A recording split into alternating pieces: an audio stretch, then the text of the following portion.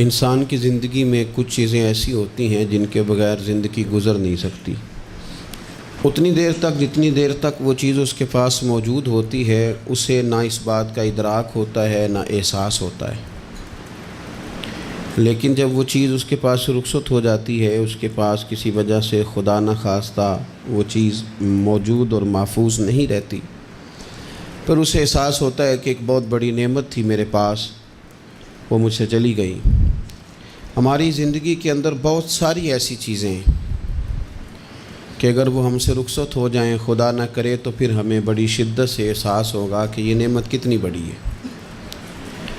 آپ قوس و قزح کے رنگ دیکھتے ہیں، دھوپ اور چھاؤں میں لوگوں کے چہروں کو ملاحظہ کرتے ہیں، آپ اپنے بچوں کو محبت کی نظر سے دیکھ کر دل کو ٹھنڈا کرتے ہیں، آپ اپنے ماں باپ کو محبت کی نظر سے دیکھ کر کامل حج کا ثواب حاصل کرتے ہیں، قرآن مجید کی زیارت کر کے آپ اپنے دل میں بہت سارا سرور محسوس کرتے ہیں، لیکن یہ ساری نعمتیں اتنی دیر تک آپ کے پاس ہیں جب تک آپ کے پاس آنکھ کی نعمت موجود ہے۔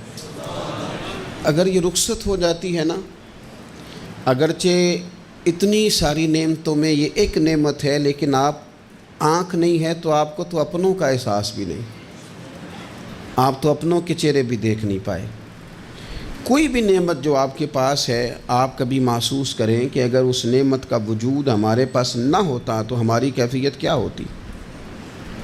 یہ سانس ہے، ہم دو دفعہ سانس کا استعمال کرتے ہیں، ایک دفعہ اندر جاتی ہے اور ایک دفعہ باہر آتی ہے۔ اگر اندر نہ جائے تو بھی مسئلہ ہے، چلی گئی ہے لوٹ کر باہر نہ آئے تو بھی بہت بڑی مشکل ہے۔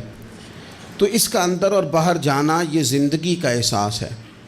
اگر کبھی سانس اکھڑنے لگے اور آپ کے سینے میں آپ کی سانس اٹکنے لگے تو ایک بہت بڑی تشویش ہے، ایک بہت بڑی آکسیجن ہے، پوری طرح سے انسان کو قید کر دیا جاتا ہے، اور وہ کہتا ہے کہ میرا تو سارا وجود سلامت ہے، ہاتھ کام کر رہے ہیں، پیر کام کر رہے ہیں، آنکھیں کام کر رہی ہیں، زبان کام کر رہی ہے، سب کچھ ٹھیک ہے، صرف سانس اکھڑ گئی ہے۔ تو انسان محسوس کرتا ہے کہ یہ ساری چیزیں سلامت ہونے کے باوجود میرے کسی کام کی نہیں۔ آپ کے پاس جتنی بھی نعمتیں ہیں ان کو اگر آپ شمار کریں تو کبھی آپ کہیں گے کہ ساری نعمتوں میں آنکھ زیادہ ضروری ہے، کبھی کہیں گے کان زیادہ ضروری ہے، کبھی کہیں گے زبان زیادہ ضروری ہے، کبھی کہیں گے دل زیادہ ضروری ہے، کبھی کہیں گے روح زیادہ ضروری ہے، لیکن میں آپ سے عرض کروں ان ساری چیزوں کے بغیر گزارا ہو سکتا ہے، رسول کائنات کی غلامی کے بغیر گزارا نہیں ہوتا۔ کیوں؟ اس لیے کہ اگر حضور کی شفقت نہ ہو، نبی پاک علیہ السلام کی رحمت نہ ہو، وہ ابن القیم نے ایک جگہ پہ کہا تھا کہ یہ حضور نے ہمیں انسان بنایا ہے، یہ نبی پاک علیہ السلام نے انسانیت کے اسباق پڑھائے ہیں، اخلاقی رویے کیا ہوتے ہیں حضور نے بتلائے ہیں، اگر حضور کا کرم نہ ہوتا تو انسان ایک دوسرے کو کاٹ کے کھاتا۔ یہ حضور نے بتلایا ہے کہ تم نے کس طرح زندگی کو گزارنا ہے۔ محبوب کریم علیہ السلام کا وجود نور ایک ایسی چیز ہے کہ اگر وہ کائنات سے معاذ اللہ سائڈ پہ کر دیا جائے تو اس کائنات کا قائم رہنا کسی صورت بھی ممکن ہے ہی نہیں۔ اسی لیے تو اقبال نے کہا تھا کہ ہو نہ یہ پھول تو بلبل کا ترنم بھی نہ ہو، چمن دہر میں کلیوں کا تبسم بھی نہ ہو نہ یہ ساقی تو پھر میں بھی نہ ہو، خم بھی نہ ہو، اور بزم توحید بھی دنیا میں نہ ہو، تم بھی نہ ہو۔ وہ بڑی بات کہہ گئے ہیں، میں نے بھی اس کو کوئی نہیں کھولنا، کہتے ہیں بزم توحید بھی دنیا میں نہ ہو، تم بھی نہ ہو، خیمہ افلاق کا استادہ اسی نام سے ہے، اور نبض ہستی تپش آمادہ اسی نام سے ہے۔ تو اقبال پھر ہمیں کرنا کیا ہے؟ کہنے لگے کرنا آپ کو یہ ہے کہ قوت عشق سے ہر پست کو بالا کر دے اور دہر میں اسم محمد سے اجالا کر دے۔ یہ کرنے کا کام ہے، اس رستے پہ آپ چل پڑیں۔ میرے بھائی، پہلی امتوں کے آپ تذکرے پڑھ لیں، کتابوں میں موجود ہیں، سورہ اعراف کو دیکھ لیں، اس میں بہت ساری چیزوں کا تذکرہ کر دیا گیا ہے، اور بھی قرآن مجید کی بے شمار صورتیں ہیں، آپ ان کو دیکھ لیں، اس پر غور کر لیں۔ جب قومیں نہیں مانتی تھی، انکار کرتی تھیں، تو اللہ تبارک و تعالیٰ انہیں تباہ کر دیتا تھا۔ بات نہیں مانی، ختم ہو گئی۔ ایک مقصد ہے نا جس کے لیے کسی چیز کو بنایا گیا، تو مقصد تخلیق انسانیت کیا ہے کہ وما خلقت الجن والانس الا لیعبدون، جنوں اور انسانوں کو اللہ نے اپنی عبادت کے لیے پیدا کیا، اور ان کو جب عبادت کی دعوت دی گئی، جب انہیں پیغام دیا گیا اللہ تعالیٰ کی توحید کا، انہوں نے نہیں مانا، تو جس مقصد کے لیے بنایا تھا جب اس طرف ہی نہیں آئے۔ یہ پنکھا لگایا جاتا نا ہوا کے لیے، تو اگر پنکھا ہوا نہ دے تو اس کا کوئی چھت پہ کام ہے؟ اس کو اتار کے تو آپ سکریب والے کے پاس بھیج دیں گے، بھی ختم ہو گئی بات۔ تو مقصد جو تھا نا اللہ کی عبادت تھی، تو جب قومیں اللہ کی عبادت کی طرف نہیں آئیں تو اللہ نے انہیں تباہ کر دیا اور صفحہ ہستی سے مٹا دیا۔ اللہ تعالیٰ کے پیارے محبوب علیہ السلام نے کفار مکہ کو، قریش کو، عالم عرب کو، عالم انسانیت کو دعوت دی، وداعیا الی اللہ باذنہ وسراجا منیرا۔ اس منصب پر فائز ہو کر حضور نے دعوت دی۔ جب انہوں نے دعوت کا انکار کیا، حضور نے انہیں عذاب سے ڈرایا، اللہ کے عذاب سے، چونکہ حضور نذیر ہیں۔ انہوں نے یہ کہا کہ اگر آپ کہتے ہیں نا کہ ہم پر عذاب آئے گا تو پھر آپ وہ عذاب لے آئیں، ہم پہ آئے۔ جب کوئی آدمی منہ سے تباہی مانگے، جب کوئی شخص اپنے منہ سے یہ کہے کہ کر لیں جو ہوتا ہے معاذ اللہ، تو اگر تو سامنے والا کمزور ہو تو شاید وہ کچھ نہ کر سکے، لیکن یاد رکھنا کئی دفعہ کمزور ہوتا ہے تو کچھ نہیں کرتا، تو کئی دفعہ مہربان بڑا ہوتا ہے، رحمان اور رحیم کئی دفعہ کرم نوازی کرتا ہے۔ جب انہوں نے کہا نا کہ لائیں وہ عذاب ہے محبوب جس کا آپ وعدہ کرتے ہیں، تو اللہ نے کیا فرمایا؟ فرمایا وما کان اللہ لیعذبہم وانت فیہم۔ محبوب رب کی یہ شان ہی نہیں کہ انہیں عذاب دے، کیوں؟ اس لیے کہ آپ ان کے درمیان موجود ہیں۔ اے محبوب علیہ الصلاۃ والسلام، اللہ کی یہ شان نہیں کہ انہیں عذاب دے اس حال میں کہ آپ ان کے درمیان موجود ہیں۔ آپ میری بات کو سمجھیں گے، غور کریں گے کہ کافروں کے درمیان اگر حضور موجود ہوں تو عذاب نہیں آتا، تو قیامت میں جب حضور مومنوں کے بیچ موجود ہوں گے،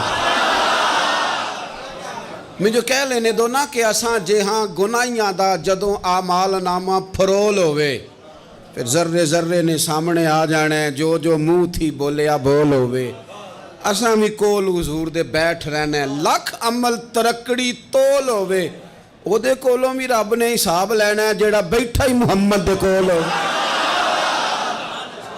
صلی اللہ تعالی علیہ وسلم، او دے کولوں بھی رب نے حساب لینا ہے جیڑا بیٹھا ہی محمد دے کول ہوئے، جس کو کہتے ہیں قیامت حشر، جس کا نام ہے، جس کو کہتے ہیں قیامت حشر، جس کا نام ہے۔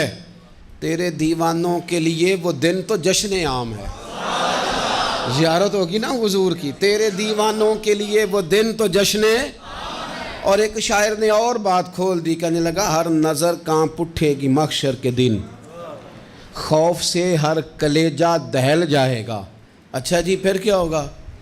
ہر نظر کانپ اٹھے گی محشر کے دن، آنکھیں پھڑ پھڑائیں گی، کانپیں گی اور کلیجے پھٹیں گے۔ منظر ہی ایسا ہوگا، انسان اپنے پسینے میں ڈبکیاں کھا رہا ہے، حساب کا وقت آ گیا ہے اور سورج سوا نیزے پہ ہے، زمین دہک رہی ہے، تو کہنے لگے ہر نظر کانپ اٹھے گی محشر کے دن، خوف سے ہر کلیجہ دہل جائے گا، پھر اوڑھ کر کالی کملی وہ آ جائیں گے، پھر اوڑھ کر کالی کملی وہ آ جائیں گے، پھر اوڑھ کر کالی کملی وہ آ جائیں گے، ہر نظر کانپ اٹھے گی محشر کے دن، خوف سے ہر کلیجہ دہل جائے گا، پھر اوڑھ کر کالی کملی وہ آ جائیں گے، سارے محشر کا نقشہ بدل جائے گا۔ میرے عزیز، حضور کے بغیر گزارا، نبی کریم کے بغیر کوئی چارہ، ہمارا کوئی سہارا ہی نہیں حضور کے بغیر، ہم کدھر جائیں سوائے محبوب کے۔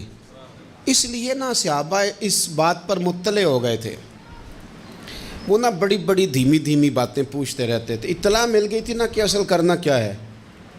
تو جو رازدار لوگ ہوتے ہیں نا وہ پھر دھیمے دھیمے راز کی باتیں کرتے ہیں، حضرت انس بن مالک حضور کے خادم تھے، اماں نے دے دیا تھا حضور کی بارگاہ میں، کہتے ہیں میں 10 سال مدینے میں حضور کی نوکری کرتا رہا، تو قریب سے دیکھا تھا نا سارا کچھ، بہت ساری احادیث ان سے مروی ہیں، بڑی چیزوں کو دیکھا تھا، تو ہم سیانے ہو گئے، باتیں سمجھ گئے، قریب رہنے والے لوگ تو قربان پچھانن والے ہیں، تو گل جان گئے گل کھول دے نہیں، تو قریب پہنچ گئے تھے نا، تو سمجھ آ گئی تھی بات کی۔ تو ترمذی میں موجود ہے، ایک دن حضور سے پوچھتے ہیں یا رسول اللہ قیامت والے دن آپ کو کہاں تلاش کروں؟ یعنی حضور علیہ السلام سے پوچھتے ہیں حضور میں نا قیامت والے دن، بھئی بات تو یہ نا کہ اعمال ٹھیک کیا جائے، معاملات پر توجہ دی جائے، عبادات کا خیال کیا جائے، جو ہمارے ذمے ڈیوٹیاں ہیں وہ پوری کی جائیں، تو وہ کہتے ہیں حضور وہ قیامت والے دن کہاں تلاش کروں؟ تو حضور نے بھی نہیں فرمایا کہ تو اعمال ٹھیک کر، مجھے ڈھونڈنے کی کیا ضرورت ہے، کہاں ڈھونڈوں؟ تو حضور فرمانے لگے مسکرا کے فرمانے لگے، چونکہ قربان پچھانن والے ہیں، تو اے گل جان گئے گل کھول دے نہیں۔ حضور علیہ السلام سے کہا یا رسول اللہ میں نہ قیامت والے دن کہاں تلاش کروں؟ تو حضور فرمانے لگے حوض کوثر پہ۔ یا رسول اللہ وہاں کیا ہوگا؟ تو فرمایا امت پیاسی آئے گی تو میں جام بھر بھر کے پلاؤں گا،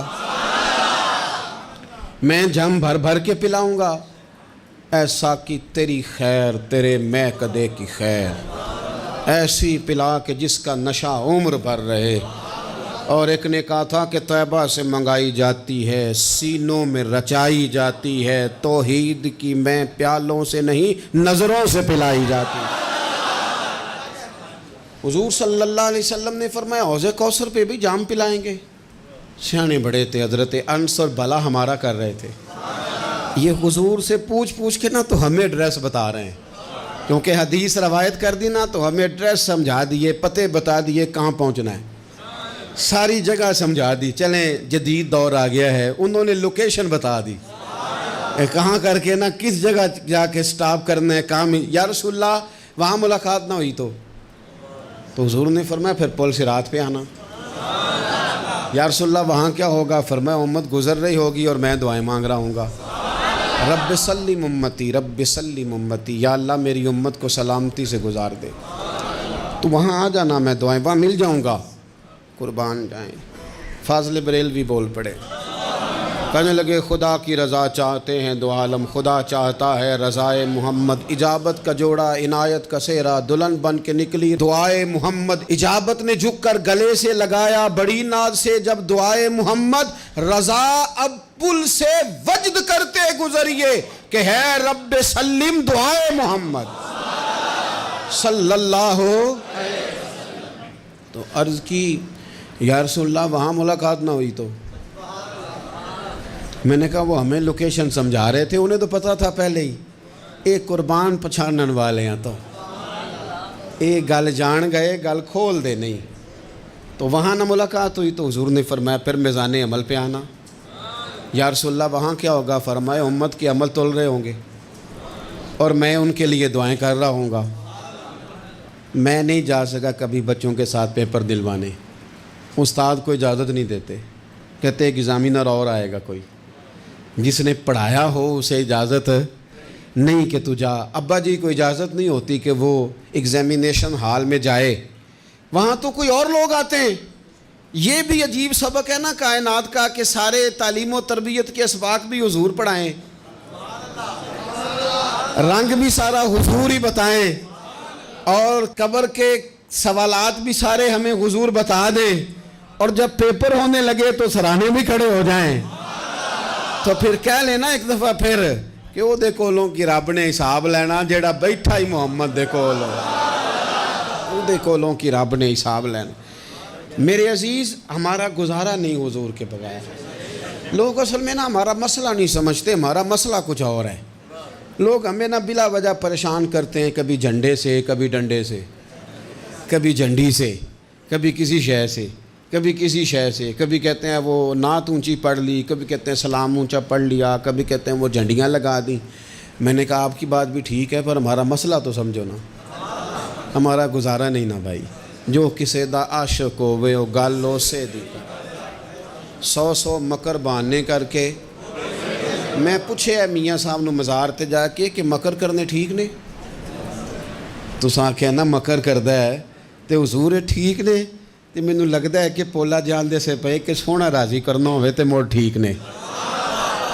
حضور نے ایک دن کہا تھا، حضرت ابو سعید خدری نے کہا یا رسول اللہ آپ قرآن پاک کی تلاوت کر رہے تھے، قرآن پاک بڑا سونا پڑھتے تھے نا، تو نبی کریم نے سن لیا، اب کیا کریں دلیل دیں گے تو بات مضبوط ہو جائے گی۔ حضور نے سن لیا تو بعد میں فرمایا ابو سعید تو بڑا سونا قرآن پڑھتا ہے، رب کے علاوہ کسی کو دکھا کے عبادت کرنی جائز ہے؟ حضرت ابو سعید خدری کہنے لگے سن رہے ہیں مجھے پتہ نہیں تھا آپ سن رہے ہیں، ورنہ میں نے تو اور بنا کے پڑھنا تھا۔ اب تو مان جاؤ نا، جو کسے دا عاشق ہوئے گل اسے دی کرد ہے 100 مکر بہانے کر کے، 100 مکر بہانے کر کے او دہی مرنے مرد ہے۔ میرے عزیز ہماری مجبوری ہے، لوگ اس بات کو سمجھتے نہیں، ہماری مجبوری ہے، حضور کا میلاد ضروری ہے، لوگ سمجھتے نہیں بات کو، اس لیے بلا وجہ رٹا ڈال کے بیٹھتے ہیں۔ بھئی ہم نے تو کوئی رٹا ڈالنا نہیں، نہ سیاست کا، نہ دولت کا، نہ اقتدار کا، نہ کسی اور چیز کا۔ سیاست دے جھگڑے اساں چھوڑ دیتے، یہ تے محبت دا جھگڑا ہے، یہ چھڑا کوئی نہیں سکتا۔ تو میرے عزیز ہمارا حضور کے بغیر گزارا، اور نبی پاک علیہ السلام کے بارے میں رب فرماتا ہے وَلَسَوْفَ يُعْطِيكَ رَبُّكَ فَتَرْضَىٰ، محبوب میں آپ کو اتنا دوں گا کہ آپ اپنے رب سے راضی ہو جائیں گے۔ کیا کروں میں؟ اب یہ آیت اتنی شاندار ہے۔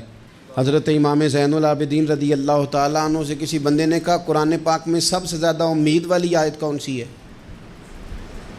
اس کا خیال تھا لا تقنطوا من رحمت اللہ کہیں گے، اللہ کی رحمت سے نا امید نہ ہونا۔ اس نے کہا حضور سب سے امید والی آیت بتائیں، وہ کہتا میرے ذہن میں تھا کہ یہ والی آیت پڑھیں گے۔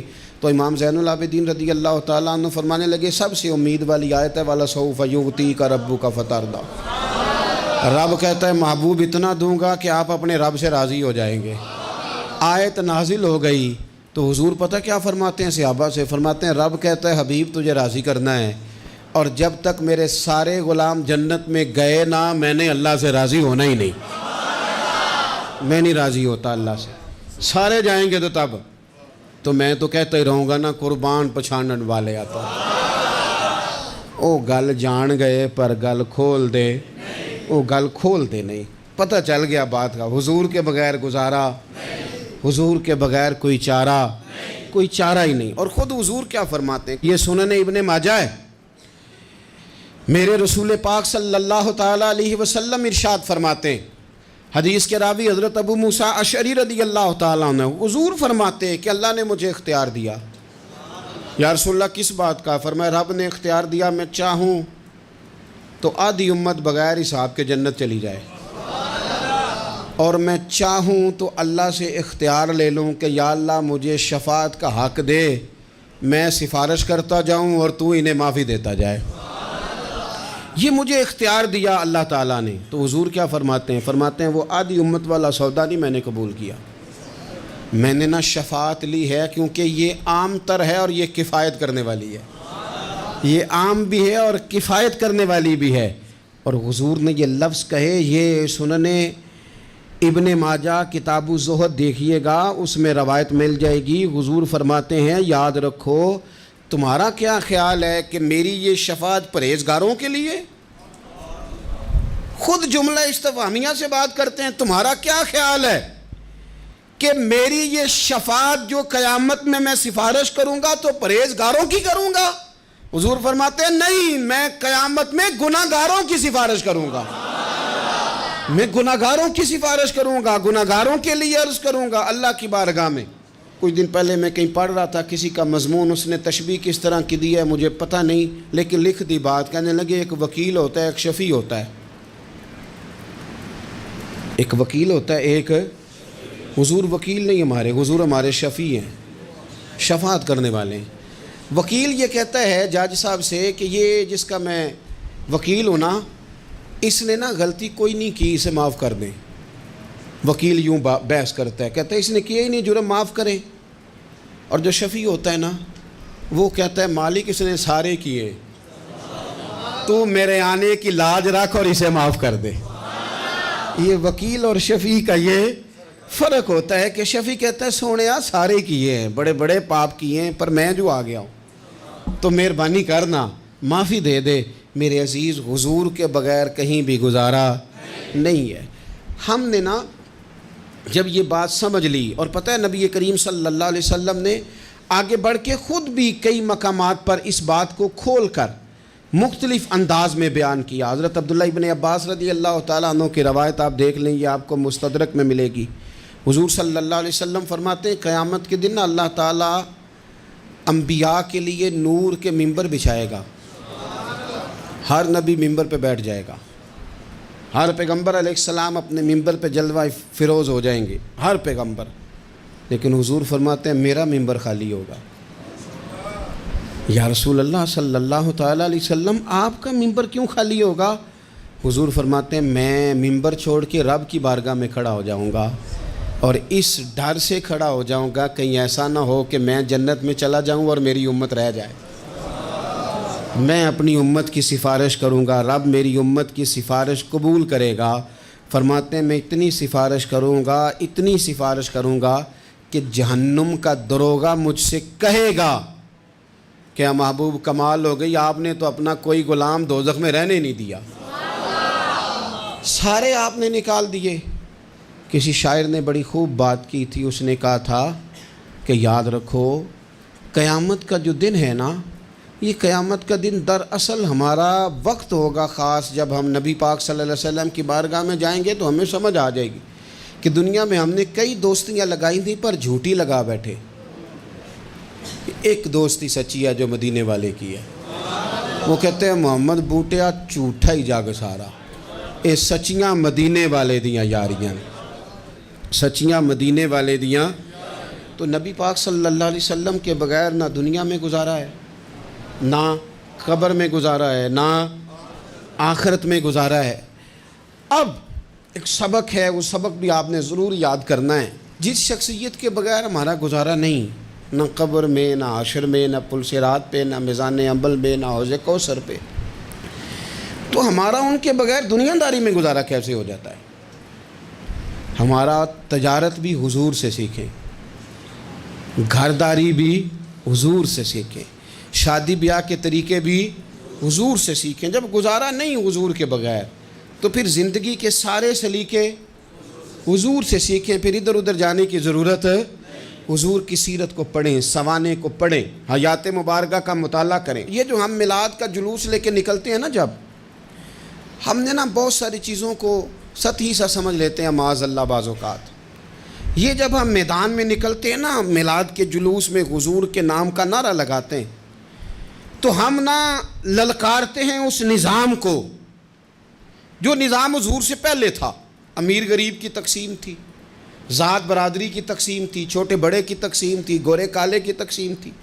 ہم جب میدان میں نکل کے نعرہ لگاتے ہیں تو ہم اس نظام کو للکارتے ہیں، ہم کہتے ہیں وہ نظام نہیں چلے گا، اب حضور کا میلاد ہو گیا ہے۔ اب نظام وہ ہے کہ جس پلیٹ میں ابو بکر صدیق کھانا کھائیں گے اسی میں بلال حبشی بھی کھائیں گے۔ اب نظام وہ ہے کہ اگر غریب آدمی جرم کرے گا تو سزا ملے گی، تو اگر گورنر کا بیٹا جرم کرے گا تو سزا اسے بھی ملے گی۔ اب حضور کا نظام آ گیا، ہم اس نظام کی طرف بڑھتے ہیں۔ اپنے آپ کو حضور کے قدموں کی طرف مائل کریں۔